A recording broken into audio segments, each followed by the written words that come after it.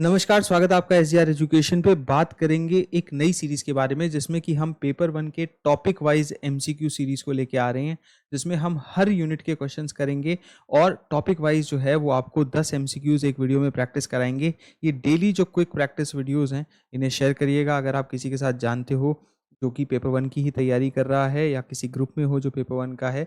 साथ ही साथ वीडियो को लाइक करिए ताकि वीडियो और लोगों के फीड में पहुँच सके।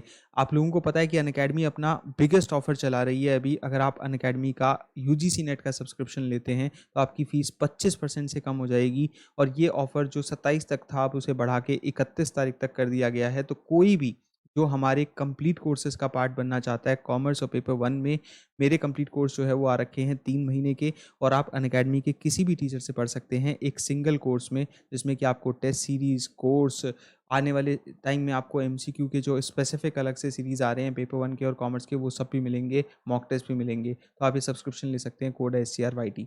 फटाफट 10 क्वेश्चंस करेंगे, प्रैक्टिस करेंगे और कोशिश करेंगे कि डेली ऐसे वीडियोस आपके लिए लेके आ सकें। तो the term communication is derive from the Latin word communis और कम्युनिकेयर, जिसका मतलब क्या होता है? Make common the information available, make something uncommon, produce information, provide specific information. Hindi वाले लोग यहाँ से क्वेश्चन पढ़ लीजिएगा, मैं आपको इंग्लिश में क्वेश्चन पढ़ के बताऊंगा और साथ ही साथ पॉज करके आंसर देने की कोशिश करना और अपना स्कोर कमेंट में शेयर करना कि आपके कितने ठीक थे अंदाजे में 10 क्वेश्चन में से। तो इसका सही आंसर होगा फर्स्ट, कि कोई भी चीज़ कॉमन करना, जो इन्फॉर्मेशन अवेलेबल है उसको कॉमनैलिटी पे लाना। लैटिन वर्ड जो है कम्युनीज या कम्युनिकेयर का मतलब होता है, मतलब कि एक कम्युनिकेशन क्या है, एक ऐसी एक्टिविटी और प्रोसेस है जिससे कि हम शेयर और एक्सचेंज करते हैं अपने आइडियाज़, फीलिंग, इंफॉर्मेशन, एक्सपीरियंस को एक या एक से ज़्यादा व्यक्ति के साथ। कम्युनिकेशन बिटवीन टू और more person who are subordinates, जो सबॉर्डिनेट्स हैं, काम कर रहे हैं एक सेम ही व्यक्ति के अंडर में, उसको हम क्या कहेंगे? लेटरल, अपवर्ड या डायगोनल या डाउनवर्ड कम्युनिकेशन। तो यहाँ पे सही आंसर होगा लेटरल कम्युनिकेशन, मतलब कि horizontal communication.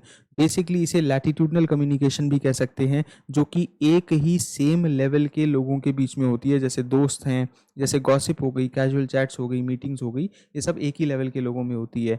Y do we communicate? हम कम्युनिकेट क्यों करते हैं? For social interaction, for happiness sake, for message to be understood, for sharing of experience, for protection of traditions. देखिए, इस तरीके के सवालों में एलिमिनेशन बहुत तरीके से काम आता है।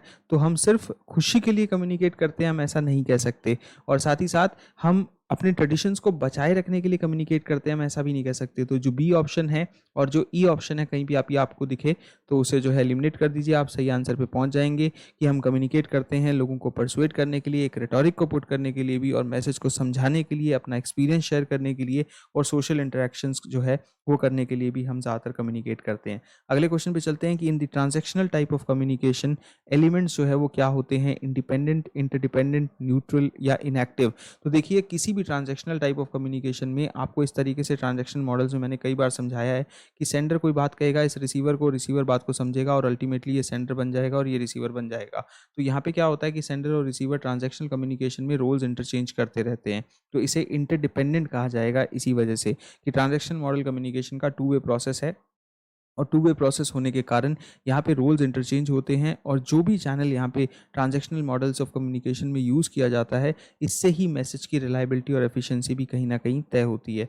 अगला सवाल कि communication must include the transfer and understanding of message and there meaning. उसके बाद रीज़न है कि achieving perfect communication is a technical possibility. मैं आपको हमेशा कहता हूँ कि असर्शन और रीज़न के क्वेश्चंस को एक दो लोगों के बीच में बातचीत की तरह लिया करिए। कि असर्शन का मतलब होता है एक हार्ड बिलीफ, और एक हार्ड बिलीफ जब भी पुट ऑन की जाती है तो उसके लिए रीज़न की ज़रूरत होती है। जैसे कि अगर आपको कोई आपके जानने वाला आके कहे, एक ऐसी बात कहे जो वो जनरली कहता है तो आप मान लेते हैं, लेकिन अचानक से वो कुछ अजीब कहता है कि भाई मेरी तो लॉटरी लग गई 1 करोड़ की, तो फिर आप उसको कहोगे कैसे? तो रीज़न हम तभी मानते हैं जब हमें कोई हार्ड बिलीफ हमारे सामने पुट ऑन कर रहा हो। तो ये बातचीत की तरह लेने चाहिए प्रश्न। तो कम्युनिकेशन इंक्लूड करती है transfer and understanding of messages, ये सब हम जानते हैं कि ये बात ट्रू है। लेकिन सेकंड यहाँ पे फॉल्स है कि अचीविंग परफेक्ट कम्युनिकेशन एक टेक्निकल पॉसिबिलिटी है। ये इसलिए कि देखो, हर लेवल पे कम्युनिकेशन प्रोसेस के अंदर हम मिनिमाइज करना चाहते हैं जो भी मिसअंडरस्टैंडिंग होती है उसको। तो सेंडर क्या कर सकता है? अपनी तरफ से मिनिमाइज कर सकता है बैरियर्स को, लेकिन परफेक्शन अचीव कर लेगा ये नहीं कहा जा सकता। पीयर टू पीयर कम्युनिकेशन क्या होती है? हॉरिजॉन्टल, कॉन्वोल्यूटेड, नॉन ट्रांजैक्शनल या अथॉरिटेरियन। हम सब जानते हैं कि पीयर टू पीयर कन्वर्सेशन को हम हॉरिजॉन्टल, लेटरल, लैटिट्यूडनल इस तरीके से ही देखते हैं, क्योंकि इस कम्युनिकेशन का पर्पस होता है सपोर्ट और कोऑर्डिनेट करना, एक साथ काम करना, सेम सोशल लेवल पे जो लोग होते हैं वो इस तरीके से कम्युनिकेट करते हैं। और यहाँ पे एक वर्ड है कॉन्विलेटेड। कॉन्विलेटेड सिंटेक्स का मतलब होता है कि एक ऐसी फॉर्म ऑफ लैंग्वेज जो ज़्यादा कॉम्प्लिकेटेड हो, जो ज़रूरत है उससे भी ज़्यादा कॉम्प्लिकेटेड है और मीनिंग कन्वे करने के लिए एक कॉन्विलेटेड सेंस का इस्तेमाल कर रही है। तो ऐसे जो सिंटेक्स होते हैं उन्हें कॉन्विलेटेड सिंटेक्स कहा जाता है, जो कि कोई इन्फॉर्मेशन हमें बतानी है सिंपल शब्दों में बताई जा सकती है, फिर भी बहुत टेक्निकल बता रही है। जैसे आप जुडिशरी की जो भाषा देखोगे, जो लॉ की भाषा होती है वो इस तरीके की कॉन्विलेटेड सिंटेक्स एक तरीके की होती है। Type of communication, characteristic features, तो network communication, mass communication, public communication, small group communication. अगर आप देखेंगे तो इसमें ए को 3 से बहुत आसानी से जोड़ा जा सकता है कि इंटरडिपेंडेंट नेटवर्क कम्युनिकेशन जो है वो हमेशा एक दूसरे पे डिपेंडेंट ही होती है। और यहीं से हमें आंसर मिल जाएगा हमारा कि भाई मास कम्युनिकेशन जो है उसको अनोमनस ऑडियंस से जोड़ दिया जाएगा, जहां अनोमनिटी होती है, पता नहीं लगता कि कौन है। पब्लिक कम्युनिकेशन जो है उसको सीधा सीधा फॉर्मल और प्लान से जोड़ा जा सकता है। और स्मॉल ग्रुप कम्युनिकेशन ज़्यादातर आइडेंटिटी या यूनिक डायनेमिक्स के आधार पर तय होती है। इसका एक और पार्ट ये भी बहुत इंटरेस्टिंग है कि देखो, जो भी स्मॉल ग्रुप कम्युनिकेशन होती है ना, वो ऐसी इंटरेक्शंस होती हैं जो 3 या उससे ज़्यादा लोगों के बीच में हो और वो कनेक्टेड हों किसी कॉमन पर्पस से। तो ज़्यादातर हमारे जो ग्रुप होते हैं इस तरीके से ही बनते हैं, जो यूनिक डायनेमिक्स हैं या हमारे ग्रुप की जो आइडेंटिटी है उसके बेसिस पे। तो सेकंड जो है वो यहाँ पे सही आंसर होगा। मुझे ज़रूर बताना कि ये नई सीरीज़ आपको कैसी लगी। फैलेसी की सीरीज़ अभी खत्म ही हुई है, जिसमें हमने 5 वीडियोज़ डाले हैं और 10 तरह की फैलेसीज़ आपको कंप्लीट कराई है शॉर्ट नोट के थ्रू।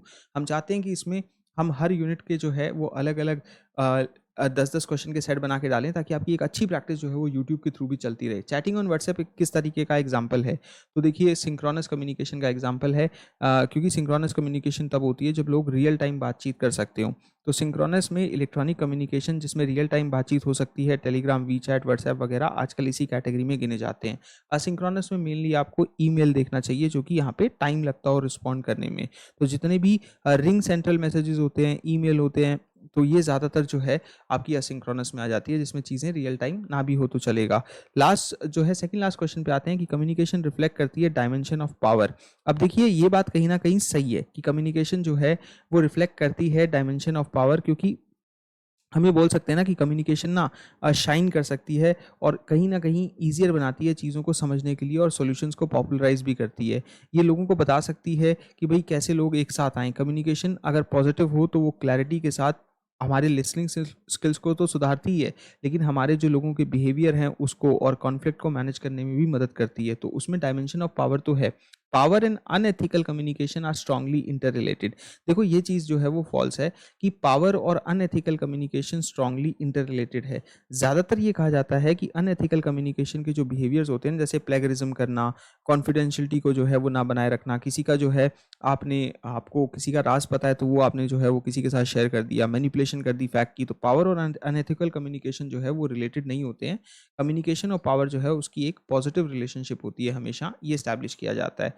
अब आते हैं हमारे लास्ट क्वेश्चन आज के कि भाई which of the following is considered unethical communication. देखिए अनएथिकल कम्युनिकेशन जो है वो एक प्रोपेगेंडा होता है, सीधे तौर पे हम लोगों को पता है, क्योंकि प्रोपेगेंडा आजकल खूब न्यूज़ चैनल्स वगैरह आप देखते होंगे कि ऐसी इन्फॉर्मेशन को डिसेमिनेट करते हैं जो fact, argument, rumours, half truth, lies और फिर पब्लिक ओपिनियन को इशू करने की जो है कहीं ना कहीं इन्फ्लुएंस करने की कोशिश करते हैं। और यही एक कारण बन जाता है कि जो प्रोपेगेंडा एस्टैब्लिशमेंट है वो आज के समय में आपको अपने अराउंड ही बहुत ज़्यादा होती हुई दिखती होगी, कि मेन मुद्दों पे बात नहीं करते और कभी सीमा सचिन लेके बैठे होते हैं और कभी जो है वो कोई और लड़की का लेके बैठे होते हैं, कभी जो है एसडीएम के केस लेके बैठे होते हैं, आपको यूजुअली दिखेगा।